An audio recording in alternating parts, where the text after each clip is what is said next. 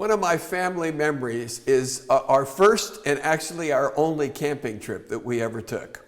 It was a trip to Glacier National Park, and we were going to go and have a camping experience and sort of a family bonding time. And so we borrowed a tent from my aunt, and we packed it all in the car, and we found ourselves there at Glacier National Park, and it was a beautiful sunny day, and I can still remember that picture of our family gathered together, happy, smiling faces, pure blue sky, no clouds. And so we pitched our tent, and we thought it was going to be a great event.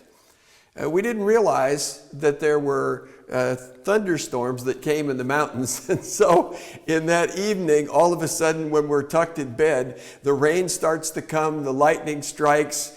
And I remember my brother Danny singing "Jesus Loves Me" at the top of his lungs. We had 2 or 3 inches of water in the tent, and we just wadded everything up, threw it in the trunk of the car, and that was the end of our camping experience. We spent the rest of our time in motels. Things don't always come out the way you expect they will. Now, actually, it was a pleasant surprise for me when I began to study deacons in the New Testament. There were some rather interesting and unexpected things that I learned from a study that I was undergoing for this message, and I'd like to share those with you. And I'd like to do it in this way. I'd like to talk first of all about deacons in the New Testament as a whole. And then I'd like to talk about deacons in relationship to Acts chapter 6. And then I'd like to talk about some general applications for deacons and elders that I think are pertinent to the New Testament church.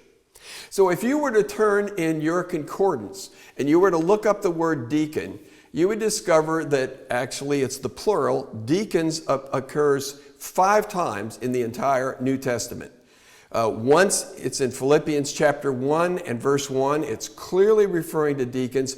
Paul greets the saints at Philippi, including the elders and the deacons. And in 1 Timothy chapter 3, verses 8 and following, it's the qualifications that Paul sets forth for those who hold the office of deacon. 4 times there, 5 total in all of the New Testament. Now, that's not to say that the Greek word that would be rendered deacons is that rare. There are 3 words related to the word deacon that we find. One of them would be a noun, and it would refer to the person, diakonos. Then there would be the verb to serve, and that's used a number of times, actually 38 times in the New Testament. And then you have diakonia. That is the service or the outcome, the result of that ministry.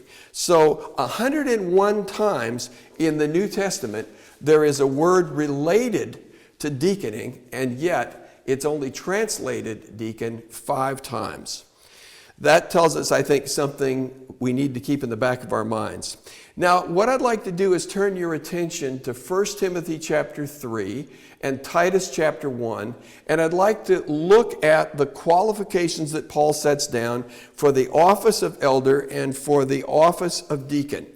And you will notice that only there in 1 Timothy chapter 3 are deacons and elders mentioned together. But here's the interesting thing. When you look at 1 Timothy, Paul is writing to Timothy in Ephesus. Ephesus would be one of the older, much more established churches, probably one of the best taught churches that you could see. When you look in the book of Revelation, it's clear that they knew their doctrine. They were short on love. But here was an established church.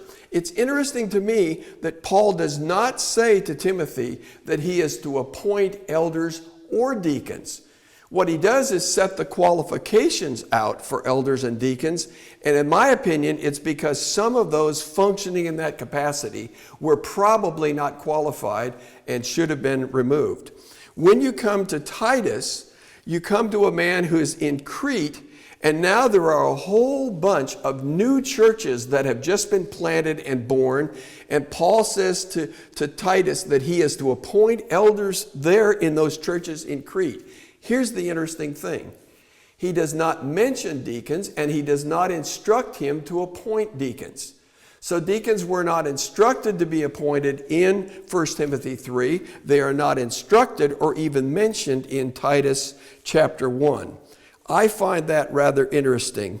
And I would also point out that when you look at the qualifications for deacon in 1 Timothy chapter 3, you'll discover they're rigorous qualifications, and indeed they are qualifications strikingly similar to those set forth for elders. Very high qualifications set down for those.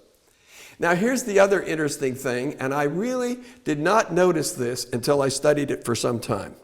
I want you to look with me in Acts chapter 14 and verse 23. It says this: "When they had appointed elders for them in every church, having prayed with fasting, they commended them to the Lord in whom they had believed." Acts chapter 14 and verse 23. Now you remember this is on Paul's first missionary journey. Paul and Barnabas had gone to Antioch, to Iconium, to Lystra, and they have appointed churches. Remember that Paul was left stoned and left for dead. But on his return trip, they stopped at the churches that were there, and they appointed elders in every one of those churches. Here's the interesting thing to me. While elders are appointed in those churches, deacons are not. No mention is made of deacons being appointed. So I find it interesting to take these two sets of texts, Titus, which calls for the appointment of elders in these new churches, and now Acts 14:23, new churches and Paul appointing elders there, but no mention of deacons. Why would that possibly be true? Elders are appointed only. So here's the dilemma that I want you to think about. There are very few references to deacons in the New Testament, exceedingly few, only 2 texts and 5 verses that speak specifically about deacons.